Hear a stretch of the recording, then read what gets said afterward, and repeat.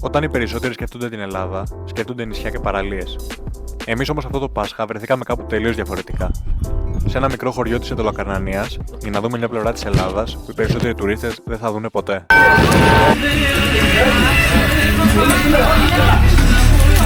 Φτάσαμε θεία μου και τι πιο προσωπικό από αυτό το πλάνο. Αφήσαμε πίσω μας την Αθήνα και ξεκινήσαμε για το χωριό μου, τον θεία μου Ετωλοκαρνανίας. Πρώτη μικρή στάση που κάναμε ήταν η γέφυρα Ματσουκίου. Η μεταλλική αυτή γέφυρα ενώνει τις δύο πλευρές πάνω από τη λίμνη Στράτου. Εδώ δοκίμασα και την καινούργια μου κάμερα, βάζοντας την στην κορυφή του αμαξιού μου και πηγαίνοντας πάνω κάτω. Αν κάποιος με έβλεπε, σίγουρα θα νόμιζε ότι κάτι δεν πάει καλά, αλλά τα πλάνα με αποζημίωσαν. Και αφού φάγαμε ό,τι είχε περισσέψει από την προηγούμενη μέρα, συνεχίσαμε το ταξίδι μας για το χωριό Μπαμπαλιό. Το Μπαμπαλιό είναι ένα πανέμορφο γραφικό χωριουδάκι, που όμως δεν μπορείς να βρεις καφέ Μεγάλη Παρασκευή μεσημέρι. Οπότε, αφού αυτό το σχέδιο μας δεν πήγε καλά, είπαμε να χαλαρώσουμε λίγο δίπλα στη λίμνη Καστρακίου. Η λίμνη Καστρακίου είναι τεχνητή λίμνη που κατασκευάστηκε το 1960 όταν κάνανε υδροελεκτρικό φράγμα στον ποταμό Αχελώο. Στον βυθό της λίμνης βρίσκεται και το παλιό χωριό Μπαμπαλιό. Όταν ήταν να κατασκευαστεί το φράγμα, το χωριό θα βυθιζόταν κατά τη στάθμη τη θάλασσα. Έτσι, όσοι μένανε στο χωριό, αναγκαστήκαν να παραδείσουν τα σπίτια τους και να χτίσουν το νέο χωριό στον λόφο εδώ πίσω. Το μέρος είναι πραγματικά πανέμορφο και όποιος βρεθεί στην περιοχή, συστήνω τη στάση ανεπιφύλακτα. Μετά από 30 λεπτά οδήγηση είναι και ο προορισμός μας, το χωριό μου. Φτάσαμε θεία μου και τι πιο αντιπροσωπευτικό από αυτό το πλάνο. Και έφτασε η ώρα να μας υποδεχτεί η γιαγιά μου στο χωριό. Όχι, δεν το έπαιξα. Με τις σημαντικές ερωτήσεις πρώτα. Και αφού εξήγησε στη Λόρεν ποια χωράφια μας ανήκουνε, μας κέρασε personalized κουλουράκια και καφέ. Εδώ τα φτιάξει η γιαγιά. Το μισό της Λόρεν φαγωμένο, Λόρεν και Ελευθέριος. Με καφεδάκι. Δεν θέλαμε να χάσουμε τη μέρα σήμερα και να μην κάνουμε γυμναστική, οπότε ήρθαμε για μπασκετάκι. Πείτε μου αν έχετε δει πιο ωραίο γήπεδο από αυτό εδώ. Κοίτα.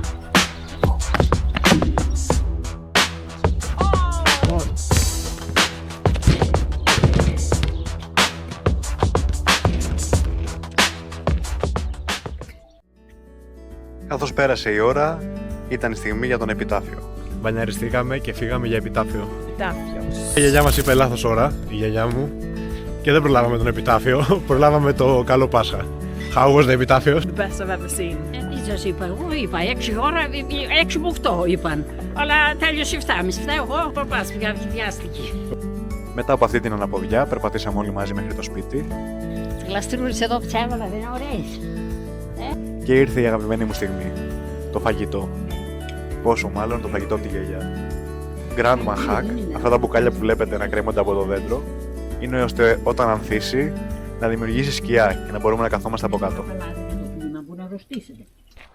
Το επόμενο πρωί, σαν σωστός οικοδεσπότης, έπρεπε να κάνω στη Λόρεν μια ξενάγηση στα όμορφα μέρη του χωριού, στο ποτάμι και στα μονοπάτια στο δάσος. Αυτά είναι τα μέρη που πήγαινα συνέχεια μικρός για βόλτα ή για τρέξιμο όταν είχα μεγαλώσει και ήθελα να αθληθώ. Και ήταν πολύ ευχάριστο να δούμε το ποτάμι με νερό, γιατί το καλοκαίρι που πηγαίνουμε συνήθως τερεύει και έχει μόνο μικρές γούρνες.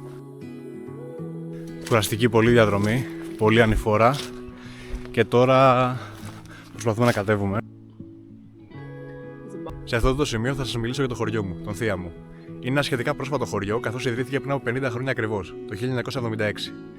Οι κάτοικοι από τα γύρω χωριά, που ήταν πολύ μικρά με 3 ή 4 σπίτια, αποφάσισαν να φτιάξουν ένα μεγάλο χωριό στην πεδιάδα εδώ πέρα, για να είναι λιγότερο απομονωμένοι.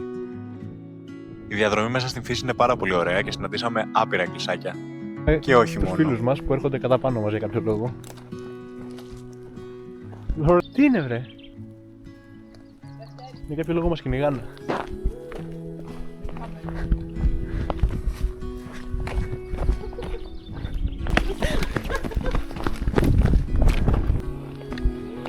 Και αφού το καταφέραμε και ξεφύγαμε τις κατσίκες που μας κυνηγήσανε, φτάσαμε σπίτι και τώρα ξεκούραση μέχρι το βράδυ και την Ανάσταση.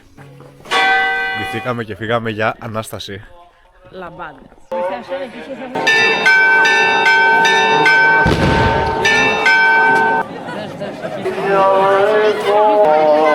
Χρόνια πολλά, Χριστός Ανέστη. Χριστός Ανέστη, χρόνια πολλά. Τέλειωσε η Ανάσταση νωρίς εδώ στο θεία μου. Επειδή είναι ένας παπάς, πάει από χωριό σε χωριό και είναι λίγο πιο νωρίς από το συνηθισμένο. Και τώρα πάμε πίσω στο σπίτι για φαγητό. Αυτά για σήμερα. Καλό βράδυ. Χριστός Ανέστη. Αληθώς.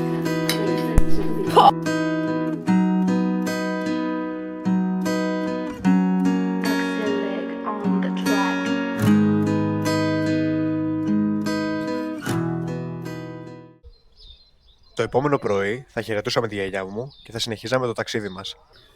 Επειδή ποτέ δεν είναι αρκετό, πακετάρεις και λίγο ακόμα. Ορίστε. Γιαούρτι. Για τον δρόμο. Από τις προβατίνες αυτές που είναι στο χωράφι.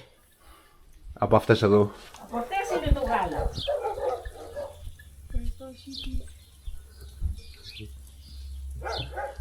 Μέρα Τρίτη, Κυριακή του Πάσχα, και φύγαμε για να σουλήσουμε το αρνί στο μενίδι του Λοκαρνανίας. Δυστυχώς το θίαμα, η μοναδική καφετέρια / καφενείο ήταν κλειστά και θα βρούμε καφέ στο δρόμο, ελπίζω. Βρήκαμε τους καφέδες στο μενίδι. Εδώ το μενίδι πολύ όμορφο.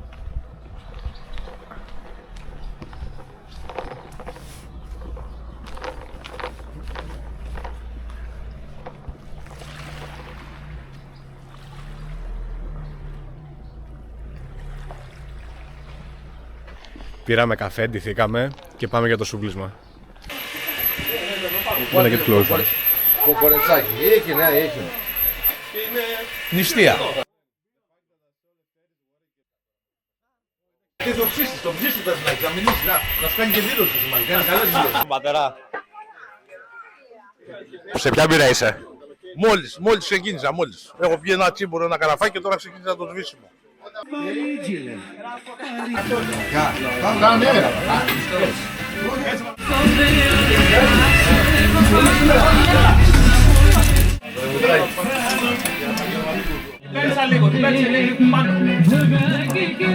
Rate it. 10-10. 10-10. Άντε αυτά εδώ, έλα εδώ.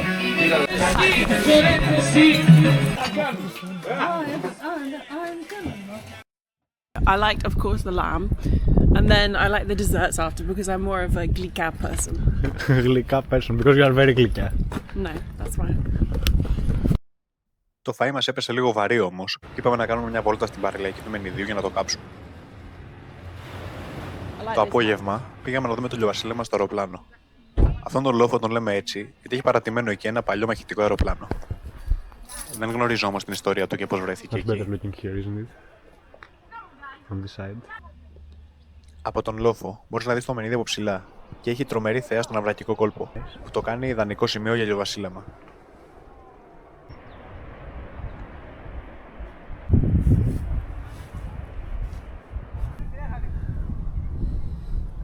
Oh, it's a video. Την επόμενη μέρα θα γυρνούσαμε στην Αθήνα, κάνοντας μια στάση πρώτα όμως στην Ιερά Μονή Ρέθα. Στο δρόμο για τα Ρέθα έχει αυτή εδώ την πανέμορφη θέα που μπορείς να δεις όλο τον αυρακικό κόλπο.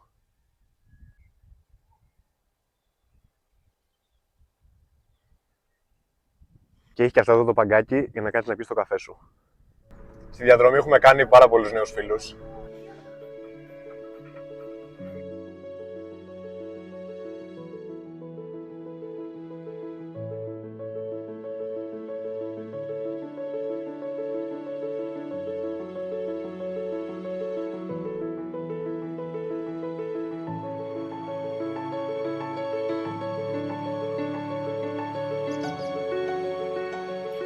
Φτάνοντας στα Ρέθα, σου κάνει εντύπωση πως στη μέση του πουθενά υπάρχει ένα τόσο επιβλητικό μοναστήρι. Η Μονή είναι τεράστια σημασία για τους κατοίκους της περιοχής, καθώς θεωρείται η προστάτηδα του Βάλτου. Οι πρώτες πληροφορίες για τη Μονή έρχονται από το 15ο αιώνα και έχει περάσει από πολλές πυρκαγιές και καταστροφές. Σήμερα λειτουργεί ως γυναικείο μοναστήρι και προσελκύει πάρα πολλούς επισκέπτες που βρίσκονται στην περιοχή. Αφού ανάψαμε λίγα κεράκια, πήραμε τον δρόμο της επιστροφής. Αυτό ήταν το πρώτο μας επεισόδιο και ελπίζω να σας άρεσε. Αν σου άρεσε αυτό το είδος εξερεύνησης, κάνε subscribe, γιατί έχουμε ακόμα πάρα πολλά μέρη να επισκεφτούμε και σε λίγο θα αρχίσουν τα επεισόδια από το εξωτερικό.